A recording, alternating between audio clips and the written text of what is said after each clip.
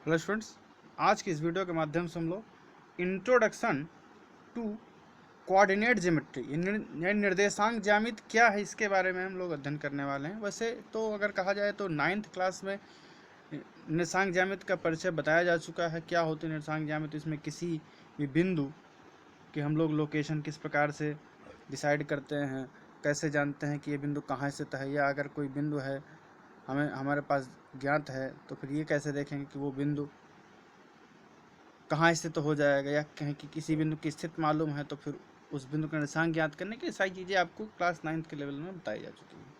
अब अगर प्रश्न ऐसा ही हो कि अगर हमें कहीं पर दो बिंदुओं के बीच की दूरी ज्ञात करनी हो, या किसी दो बिंदुओं को मिलाने वाले रेखाखंड को किसी निश्चित अनुपात में बांटने वाले बिंदु के निर्देशांक ज्ञात करना हो, या और भी विभिन्न प्रकार की चीज़ें अगर हमें ज्ञात करनी हो तो उसको कैसे ज्ञात करेंगे। तो यहाँ जो सबसे पहला उपयोग जो है वहाँ पर अभी शुरू किया जा रहा है distance between two given points, यानी जो दिए गए बिंदुओं के बीच की दूरी कैसे निकालेंगे उसको भी यहाँ पर चर्चा करने वाले हैं। तो आइए शुरू करते हैं। तो देखिए, दो दिए गए बिंदुओं के बीच की दूरी का फार्मूला कैसे बनाया जाएगा उसको यहाँ डिस्कस करने वाला है। तो देखिए, आप यहाँ पर देख सकते हैं फर्स्ट ये प्रथम चतुर्थांश है, द्वितीय है, तृतीय है, चतुर्थ है। तो प्रथम चतुर्थांश में दो बिंदु लिए गए, एक P है, x1 y1 उसके निर्देशांक लिए गए, और Q दूसरा बिंदु हो गया, x2 y2 उसके निर्देशांक हो गए। तो क्या किया गया, P से एक लंब खींचा गया PR x अक्ष पर, और Q से एक लंब खींचा गया QS। P से एक लंब और खींचा गया QS पर, जो कि उसको T बिंदु पर काटता है। ठीक है, तो ये सब यहाँ पर 90 अंश, यहाँ पर 90 अंश, और यहाँ पर भी 90 अंश ही। ठीक, तो वही बात यहाँ लिखी हुई है। अब किन्हीं दो बिंदुओं P x1 y1 और Q x2 y2 के बीच की दूरी ज्ञात करना है हमें। x अक्ष पर लंब PR और QS खींचते हैं। P से QS पर एक लंब खींचा जो उसे T पर प्रतिच्छेद करता। ठीक है, अब ध्यान दीजिएगा कि ये अगर बिंदु P के निर्देशांक x1 y1 है तो OR जो होगी वो क्या हो जाएगी, x1 के बराबर हो जाएगी, और जो PR होगी वो y1 के बराबर हो जाएगी। इसी प्रकार अगर हम कहें बिंदु Q के निर्देशांक जो है x2 y2 हैं तो OS जो होगी वो x2 के बराबर हो जाएगी, और QS की बात करें तो QS जो है y2 के बराबर हो जाएगी। ठीक है, तो ध्यान देंगे आप कि ये x1 है, ये डिस्टेंस क्या है, यानी O से R तक की डिस्टेंस कितनी है, x1 है। O से S तक की डिस्टेंस कितनी, x2 है। तो अगर हम कहें RS कितना है तो RS जो हो जाएगा x2 से x1 को घटा दीजिए, अर्थात x2 माइनस x1।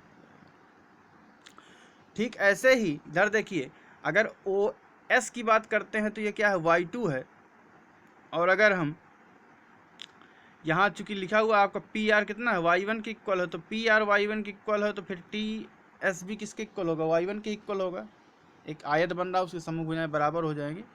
तो TS कितना है, y1 है, तो फिर ये टोटल आपका O से S तक y2 है, TS आपका y1 है, तो फिर QT कितना हो गया, QT जो है कितना है, तो ये भी आपका उसी प्रकार से y2 माइनस y1। ठीक है, तो हम यहाँ पर देख सकते हैं कि हमने PT निकाल लिया। देखिए RS जो है PT के बराबर हो जाएगा, तो PT कितना है, x2 माइनस x1 आ जाएगा। इसी प्रकार से QT हम निकाल ही चुके हैं, कितना, y2 माइनस y1। तो यहाँ पर आप देख सकते हैं कि एक त्रिभुज बन रहा है, समकोण त्रिभुज, कौन सा, QTP में कोण QTP 90 अंश है, और यहाँ पर हमें PT भी मालूम है। PT हो जाता है हमारे पास कितना, x2 माइनस x1, और QT हमारे पास हो जाता है y2 माइनस y1। तो क्या अब हम पाइथागोरस प्रमेय का इस्तेमाल कर सकते हैं, जिसमें हमें कर्ण ज्ञात करना है। तो कर्ण का स्क्वायर बराबर होता है लंब का स्क्वायर धन आधार का स्क्वायर। तो यही काम यहाँ किया जाने वाला है। देख सकते हैं OR इक्वल टू x1 है, OS इक्वल टू x2 है, अतः RS equal to x2 minus x1 बराबर PT के हो गए। साथ ही SQ इक्वल टू y2 है, ST equal to PR equal to y1 है, अर्थात QT equal to y2 minus y1 है। अब त्रिभुज PQT में पाइथागोरस प्रमेय लगा दिया हमने, तो PQ कर्ण का काम कर रहा है, तो PQ का स्क्वायर बराबर PT स्क्वायर धन QT स्क्वायर। PT जो आपको था x2 माइनस x1 था, तो x2 माइनस x1 का होल स्क्वायर। QT जो आपका था y2 माइनस y1 था, तो y2 माइनस y1 का होल स्क्वायर। इधर से आप PQ का चूंकि स्क्वायर है तो स्क्वायर हटाएंगे तो उधर अंडर रूट लग जाएगा। चूंकि दूरी है तो इसलिए हम प्लस माइनस में नहीं लेंगे, केवल पॉजिटिव वैल्यू ही लेंगे, माइनस में नहीं लेना है। तो PQ equal to under root x2 minus x1 square plus y2 minus y1 का होल स्क्वायर। यही आपका मेन फार्मूला है जो दिए गए दो बिंदुओं के बीच की दूरी ज्ञात करने के लिए इस्तेमाल किया जाता है।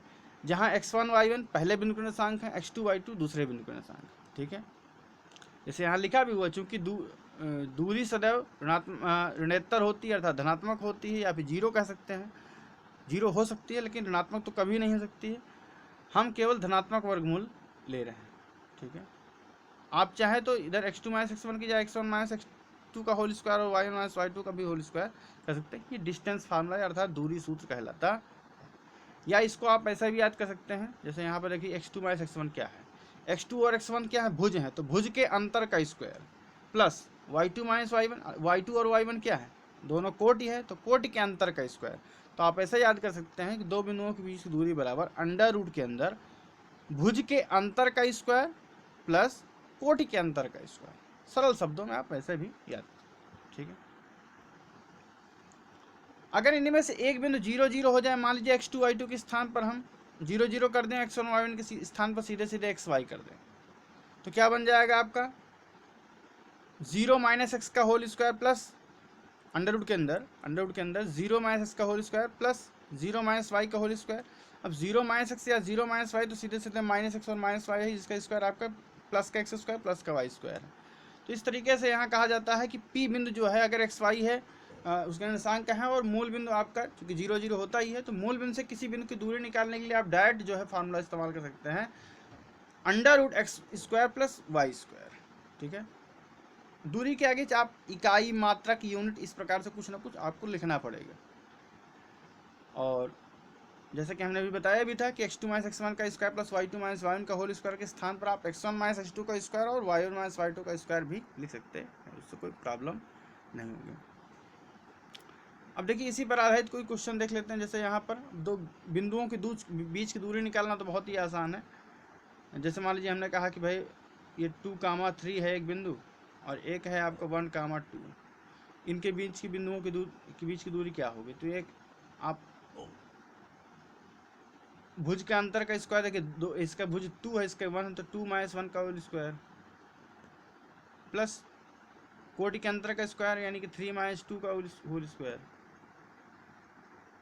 तो कितना होगा देखिए 2 - 1 1 का स्क्वायर 1 ही होता है। इसी प्रकार 3 - 2 यानी 1 होता है, 1 का स्क्वायर भी 1 होता है अर्थात √2 आ गया। तो अगर इसको हम मान लीजिए a नाम दे देते हैं, इसको p नाम दे देते हैं, तो a भी कितना हो जाएगा √2 इकाई, यूनिट या मात्रा। ठीक है, तो इस तरीके का क्वेश्चन आप दो बिंदुओं के बीच की दूरी निकाल सकते हैं। अब आइए इस क्वेश्चन पर गौर करते हैं। इसमें लिखा हुआ y पर एक ऐसा बिंदु ज्ञात कीजिए, y पर एक ऐसा बिंदु ज्ञात कीजिए जो दिए गए बिंदुओं a 6, 5 और b -4, 3 से समदूरस्थ हो। यानी देखिए x अक्ष और y अक्ष, ये क्या है, x अक्ष है आपका और ये है y अक्ष। तो हमारे पास जो बिंदु हमें चाहिए वो कहाँ स्थित होना चाहिए, y अक्ष पर स्थित होना चाहिए। तो y अक्ष पर जो बिंदु स्थित है वो इन दो दिए गए बिंदुओं से क्या है, समदूरस्थ है। तो देखिए कोई भी बिंदु अगर y अक्ष पर स्थित है, इसका मतलब निश्चित है कि उसका जो भुज का अंक है यानी x निर्देशांक है वो क्या होगा, 0 होगा। ये आपको पहले से मालूम है कि यदि कोई बिंदु y अक्ष पर स्थित है तो उसका भुज अंक 0 हो जाएगा, और यदि कोई बिंदु x अक्ष पर स्थित हो जाए तो x अक्ष पर स्थित होने पर उसका कोटि अंक क्या हो जाता है, 0 हो जाता है। ठीक है, तो इसलिए हमें ऐसा कोई बिंदु मानना है y अक्ष पर जिसका क्या हो, भुज अंक क्या हो, 0 हो जाए। तो यहाँ पर देख सकते हैं लिखा गया है, हम जानते हैं y अक्ष पर स्थित कोई भी बिंदु 0, y के रूप का होता है। 0, y मतलब भुज 0 है, कोटि कुछ भी हो सकता है अर्थात y मान लीजिए। ठीक है, अतः हम मान लीजिए कि बिंदु P 0, y बिंदुओं A और B से समदूरस्थ है। समदूरस्थ का मतलब ये नहीं कि ए बी के बीच की दूरी और ए से पी के बीच की दूरी बराबर है, पी से ए की दूरी और पी से बी के बीच की दूरी बराबर है। ठीक है, तो पी ए बराबर पी बी, तो इधर देखिए हो जाएगा पी ए और इधर हो जाएगा पी बी। अब अंडर रूट भी रहेगा दोनों साइड में, तो अंडर रूट चाहे तो दोनों साइड से हटा भी सकते हैं।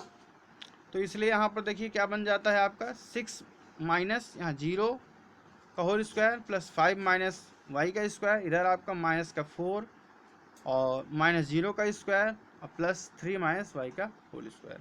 6 - 0 आपका 6 हो जाता है, 6 का स्क्वायर 36 हो जाता है। इसी प्रकार 5 - y का स्क्वायर आपका करना है तो आप a - b का होल स्क्वायर से विस्तार कर दीजिए, a square plus b square minus का 2ab, 5 का स्क्वायर यानी 25 y का स्क्वायर आ जाता है और आपका माइनस का 2ab, 2 5 10 y। ठीक है, इसी प्रकार -4 -0 का स्क्वायर यानी कि -4 का स्क्वायर, -4 का स्क्वायर आपका 16 हो जाता है। 3 -y का स्क्वायर, यहाँ पर भी a -b का होल स्क्वायर लग जाएगा। 3 का स्क्वायर 9 हो जाता है, y का स्क्वायर प्लस माइनस का 2ab यानी कि -2 3 6y, ठीक है।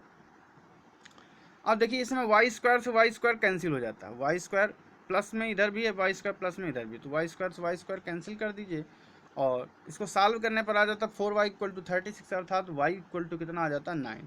तो हमें बिंदु के निर्देशांक पता चल गए, ठीक है।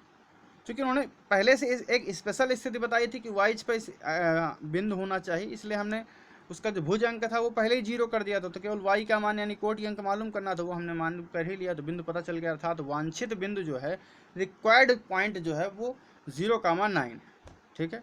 अब आप चाहें तो अपनी जांच भी कर सकते हैं, a से p के बीच की दूरी निकाल लीजिए, तो √52 आ रहा है, b से p के बीच की दूरी निकालो, वो भी √52 आ रहा है, अर्थात AP = BP, अर्थात जो बिंदु p है वो a और b से क्या है, समदूरस्थ अर्थात समान दूरी पर स्थित बिंदु है, ठीक है।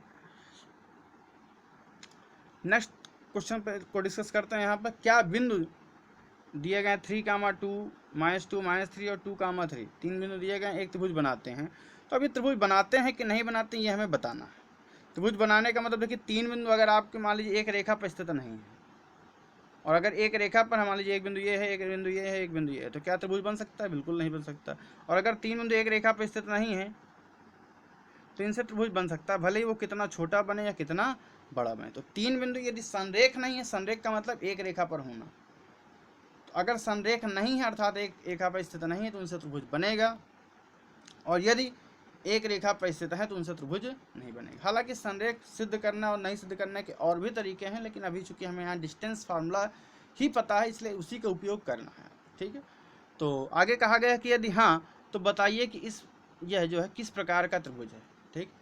अब देखिए डिस्टेंस फार्मूला से अगर पता करना है हमें किसी बिंदु 3 बिंदुओं को संरेख है कि नहीं संरेख है, तो उसके लिए बहुत आसान तरीका है। जो भी बिंदु दिए गए उनको हम ABC PQR कुछ ऐसे ही मान सकते हैं। जैसे मान लिया हमने ABC मान लिया, A हो गया, B हो गया और C हो गया। अगर मान लीजिए कि ABC संरेख होंगे तो क्या स्थिति उत्पन्न होगी, जरा हम उस पर विचार करते हैं। तो A से B के बीच की दूरी, B से C के बीच की दूरी और A से C के बीच की दूरी पर आप विचार करिए। ध्यान दीजिए कि A से B के बीच की दूरी और B से C के बीच की दूरी अगर जोड़ दी जाए, अगर इनको हम जोड़ दें तो क्या मिल जाएगा, A से C के बीच की दूरी मिल जाएगा, अर्थात AC = क्या है, AB + BC, ठीक है। तो इसका कहने का मतलब यहाँ से ये निष्कर्ष प्राप्त होता है कि अगर हमें 3 बिंदुओं के बारे में यानी उसके निर्देशांक मालूम है, तो अगर हमें उनको ये बताना है या ये ज्ञात करना है या ये जाँच करना है या ये सिद्ध करना है कि वो संरेख हैं, तो हमें क्या करना पड़ेगा, हमें 2 बिंदु लेकर के उनके बीच की दूरी निकालनी पड़ेगी। जैसे ABC 3 बिंदु हैं तो AB निकाल लिया गया, BC निकाल लिया गया, AC निकाल लिया गया। तीनों का डिस्टेंस हमने फाइंड कर ली, जो उसमें सबसे बड़ी डिस्टेंस होगी, अगर इक्वल है तब तो कोई बात ही नहीं, अगर उसमें सबसे बड़ी डिस्टेंस जो है वो अन्य जो छोटी डिस्टेंसेज हैं उनके योगफल के बराबर हो जाए, तो इसका मतलब ऐसा होगा कि वो तीनों बिंदु इस स्थिति में होंगे अर्थात संरेख हो जाएंगे। और अगर ऐसी स्थिति नहीं है तो इसका मतलब संरेख नहीं। तो डिस्टेंस फार्मूला का प्रयोग करके, हालांकि कई बार थोड़ा सा कठिन हो जाता है क्योंकि अंडर रूल वगैरह में आ जाता है, तो अपरिमेय संख्या प्राप्त हो जाती है, तो फिर उसका दशमलव में ज्ञात करना और एग्जैक्टली पता करना थोड़ा सा मुश्किल काम होता है। लेकिन फिलहाल अभी डिस्टेंस फार्मूला से देखते हैं, आगे और भी तरीके आपको बताए जाएंगे संरेख और असंरेख सिद्ध करने के या ज्ञात करने के, जांच करने के। तो इसमें देखिए जैसा कहा गया है कि ये 3 बिंदु जो है त्रिभुज बनाते हैं कि नहीं बनाते हैं ये आपको बताना है, और अगर बनाते हैं तो किस प्रकार का त्रिभुज है। तो किस प्रकार का त्रिभुज देखिए है, तो इसको जानने के लिए वैसे भी हमें भले ही हम ये पता लगा लें अन्य किसी तरीके से कि हाँ त्रिभुज बनाते हैं कि नहीं बनाते, लेकिन अगर हमें ये जानना है कि त्रिभुज किस प्रकार का बनता है तो निश्चित तौर पे हमें जो है तीनों की भुजाएं निकालनी पड़ेंगी, तीनों भुजाएं निकालनी ही पड़ेंगी। तो अच्छा है कि पहले ही तीनों भुजाएं निकाल ली जाए। तो देखिए PQ QR और PR ज्ञात करने के लिए दूरी सूत्र का प्रयोग करते हैं। डिस्टेंस फार्मूला जो अभी आपको बताया गया, P3, 2, Q -2, 3 और R2, 3 दिए हुए बिंदु हैं, हमें प्राप्त करना है। तो PQ √, अब देखिए वही x2 - x1 का स्क्वायर प्लस y2 - y1 का होल स्क्वायर। तो यहाँ पर आपने PQ निकाला तो PQ कितना आ जाता है, √50, लगभग में दशमलव में निकाला जाता है 7.07 आ जाता है। QR की बात करते हैं तो ये आपका √52 आ जाता है, अर्थात 7.21 लगभग आ जाता है। और पी आर की वैल्यू फाइंड करने की बात कही जाए तो √2 अर्थात 1.41 आ जाता है। दशमलव के 2 अंक तक निकाला गया इसमें मान। तो आप देख सकते हैं सबसे बड़ी डिस्टेंस तो आपकी ये है। तो क्या ये सबसे बड़ी डिस्टेंस जो है क्या इन छोटी वाली डिस्टेंसेस को टोटल करने पर बन रही? बिल्कुल नहीं बन रही, ज़्यादा हो जाएगा टोटल। तो इसका मतलब यही हो गया कि ये 3 बिंदु जो हैं संरेख नहीं, ठीक है, अर्थात त्रिभुज बन रहा है। तो यहाँ पर देखिए लिखा हुआ है, चूंकि इन 3 दूरियों में से किन्हीं 2 का योग तीसरी दूरी से अधिक है। 2 का टोटल किससे है? तीसरे से अधिक। वैसे भी आप जानते हैं त्रिभुज में प्रमेय है कि त्रिभुज की 2 भुजाओं का योगफल तीसरी भुजा से सदैव बड़ा होता है। तो अगर बराबर हो जाएगा त्रिभुज बनेगा नहीं, छोटा होने का कोई चांस नहीं। इसलिए इन बिंदुओं पी क्यू आर से एक त्रिभुज बन जाता है, ठीक है। और इसमें आपकी एक बात और गौर करने वाली है कि पी क्यू का स्क्वायर कर दिया जाए। तो पी क्यू कितना है भाई? √50 है। √50 का स्क्वायर √50 का स्क्वायर करो कितना आ जाएगा? 50 आ जाएगा। फिर क्यू आर का स्क्वायर कर दोगे तो उसका √52 है तो फिर वो 52 आ जाएगा। और अगर हम पी आर का स्क्वायर कर दें तो √2 का स्क्वायर 2 आ जाएगा। और अगर अब हम इनको जोड़ दें 50 + 2 = 52 हो जाता है। यानी कि कह सकते हैं कि पी क्यू का स्क्वायर प्लस पी आर का स्क्वायर इक्वल टू क्या है? क्यू आर का स्क्वायर है। तो देखिए यहाँ पर 2 भुजाओं के वर्गों का योगफल तीसरी भुजा के वर्ग के बराबर है, अर्थात ये पाइथागोरस प्रमेय के नियम का पालन करता है। तो अतः पाइथागोरस प्रमेय के विलोम से हमें यह ज्ञात हो जाता है कि यह क्या है? एक समकोण त्रिभुज बना रहा है। और इसमें कौन सी भुजा पर 90 अंश बनेगा? तो देखिए जो सबसे बड़ी भुजा होगी वो क्या हो जाएगी? कर्ण। क्यू आर यहाँ पर सबसे बड़ी भुजा है, वो कर्ण हो जाएगा। उसके सामने वाला जो बिंदु हो जाएगा, तो क्यू आर के सामने का बिंदु क्या हो जाएगा? पी। तो पी बिंदु पर ही क्या हो जाएगा? 90 अंश का कोण बन जाएगा। और कर्ण कौन होगा? क्यू आर हो जाएगा, ठीक है। अर्थात त्रिभुज पी क्यू आर क्या है? एक समकोण त्रिभुज है। अब कई बार आ जाता है कि समद्विबाहु समकोण त्रिभुज है। तो अगर जो छोटी वाली भुजाएं हैं, 2 छोटी भुजाएं जो हैं, अगर वो बराबर हो जाएं तो इसी को हम कह सकते, और ये भी प्रॉपर्टी होल्ड करनी चाहिए, तो हम उसको कह सकते हैं कि वो क्या है? समद्विबाहु समकोण त्रिभुज। और देखिए त्रिभुज में और भी क्वेश्चन आ सकते हैं। समबाहु त्रिभुज, तो तीनों भुजाएं बराबर हो जाएं तो समबाहु त्रिभुज हो जाएगा। अगर 2 भुजाएं बराबर हो जाएं तो समद्विबाहु त्रिभुज हो जाएगा, ठीक है। तो क्वेश्चन जो पूछे जाते हैं समद्विबाहु और समबाहु, या फिर कह दिया जाए कि विषम बाहु है कि नहीं। तो अगर तीनों भुजाएं आसमान है तो फिर विषम बाहु। लेकिन हाँ, ये त्रिभुज बनना चाहिए, देख लेना पहले ही हमें। और रही बात समकोण के, समकोण के लिए यहाँ पर देखिए आपको बताया ही गया है, पाइथागोरस प्रमेय के नियम का पालन होना चाहिए। तो इस प्रकार से किसी भी त्रिभुज के बारे में आपसे पूछा जा सकता है। अब देखिए इसी प्रकार कुछ क्वेश्चन चतुर्भुज के बारे में भी आ जाते हैं कि बताइए समांतर चतुर्भुज है कि आयत है कि वर्ग है। उनसे संबंधित कुछ चीज़ें यहाँ पर पहले रिवाइज कर लेते हैं। वैसे आपको पढ़ाया जा चुका है पीछे, लेकिन फिर भी रिवाइज करके फिर आगे बढ़ते हैं। तो देखिए क्या पैरेललोग्राम अर्थात समांतर चतुर्भुज। समांतर चतुर्भुज में गुण क्या है कि आमने सामने भुजाएं बराबर हो जाती हैं। आमने सामने वाली भुजाएं क्या हो जाती हैं? बराबर हो जाती हैं। तो अगर हमारे पास मान लीजिए 4 बिंदु दिए गए हैं A B C D, इस प्रकार से आपको निर्देशांक दिए होंगे 4 बिंदुओं के, इनको आप A B C D मान लीजिए। फिर A से B के बीच की दूरी निकालिए, B से C के बीच की दूरी निकालिए, C से D के बीच की दूरी निकालिए, D से A के बीच की दूरी निकालिए। AB BC CD DA, ये चारों भुजाओं की लंबाई आप निकाल लें। यदि AB और CD बराबर हैं और BC और AD बराबर हैं तो ABCD क्या बना रहा है? एक समांतर चतुर्भुज बन रहा है। ABCD क्या बन रहा है? एक समांतर चतुर्भुज बन रहा है, ठीक है। तो बहुत आसान है, केवल इतना ही करना है। 4 भुजाएं केवल निकाल लीजिए, विकर्ण निकालने की कोई आवश्यकता नहीं। इसी प्रकार यहाँ देख सकते हैं आप आयत के बारे में है। आयत में आप जानते हैं कि आमने सामने भुजाएं बराबर तो होती ही हैं, तो ये तो आपने वहाँ भी पढ़ा समांतर चतुर्भुज में। तो यहाँ क्या विशेष गुण है? किसी समांतर चतुर्भुज को हम आयत कब कहेंगे? तो उसके लिए तो वैसे तो नियम यही कि यहाँ प्रत्येक कोण अंतःकोण 90 अंश होता है इसका। और एक और भी प्रॉपर्टी है विकर्णों के संबंध में, डायगोनल्स के संबंध में, कि दोनों विकर्ण क्या होते हैं? बराबर हो जाते हैं। दोनों विकर्ण क्या होते हैं? बराबर हो जाते हैं। तो अगर हमें 4 बिंदु दिए जाते हैं और पूछा जाता है कि इनसे निर्मित चतुर्भुज किस प्रकार का है, तो हमें क्या करना है? A B C D जो 4 बिंदु हमारे पास दिए होंगे उनमें से क्या करेंगे? AB के बीच की दूरी निकालेंगे, B और C के बीच की दूरी निकालेंगे, C और D के बीच की दूरी, और A और D के बीच की दूरी निकालेंगे, अर्थात AB BC CD DA निकालेंगे। अब यहाँ पर देखना है आपको कि क्या ए बी और सी डी आपस में बराबर है कि नहीं बराबर है, और बी सी और ए डी भी आपस में बराबर है कि नहीं बराबर है।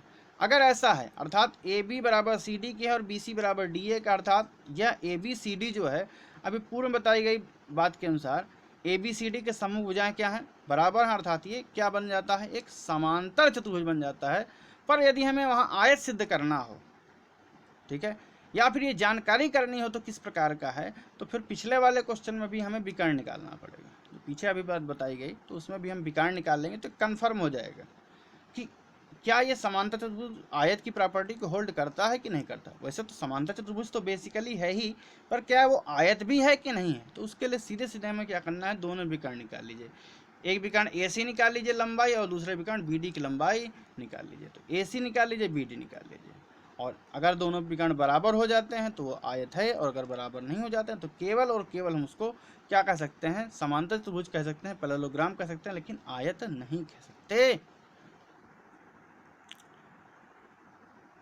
अब इसके पश्चात यहाँ रोम्बस आ जाता है, यानी कि सम चतुर्भुज आता है। सम चतुर्भुज में आप जानते हैं सभी भुजाएं क्या हो जाती हैं, बराबर हो जाती हैं। और तो हमें अगर 4 बिंदुओं के दिए गए हों और कुछ पता करना हो इस प्रकार से कि हाँ उस रोम्बस है कि नहीं, अर्थात सम चतुर्भुज है कि नहीं है, तो आप बस वही सेम काम करेंगे। ए बी सी डी आप बिंदु मानेंगे, ए बी निकालेंगे, बी सी निकालेंगे, सी डी निकालेंगे, डी ए निकालेंगे। यदि चारों भुजाओं की लंबाई क्या आ जाती है, बराबर आ जाती है, चारों भुजाओं की लंबाई बराबर आ जाती है, तो निश्चित है कि ए बी सी डी क्या है, एक आपका सम चतुर्भुज अर्थात रोम्बस है। ठीक है, और नेक्स्ट देखते हैं आई स्क्वायर। तो स्क्वायर में भी वही सेम प्रॉपर्टी, जो प्रॉपर्टी उसमें होल्ड करती है सम चतुर्भुज में, वही यहाँ पर भी होल्ड करती है कि आपके आमने सामने भुजाएं क्या हैं, बराबर हैं। हाँ, एक बात और निश्चित हो जाती है कि यहाँ प्रत्येक अंतःकोण कितना हो जाता है, 90 अंश का हो जाता है।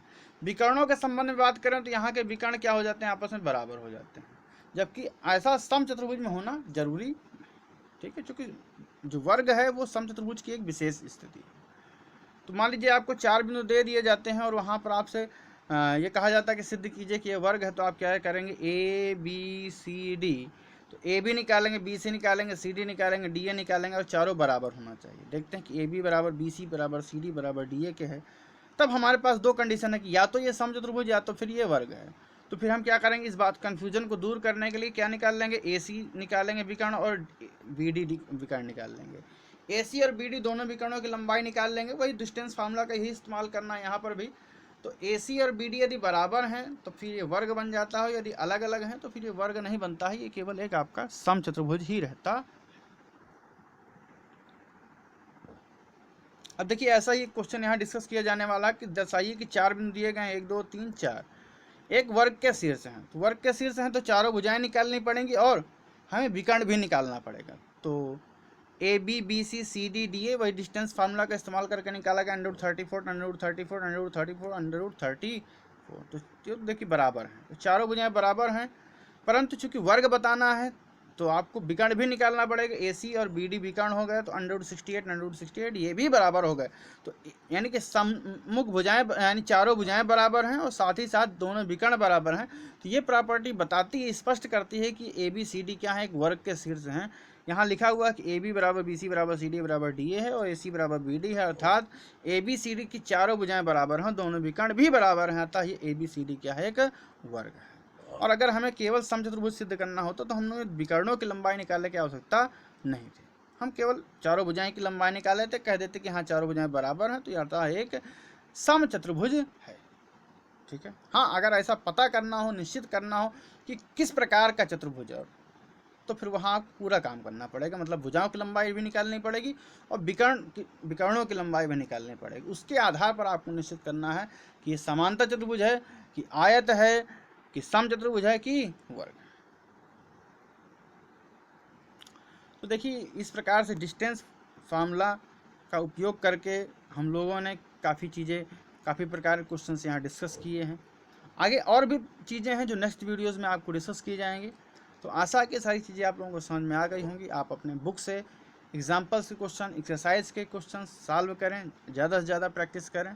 आशा कि सारी चीज़ें आप लोगों को समझ में आ गई होंगी।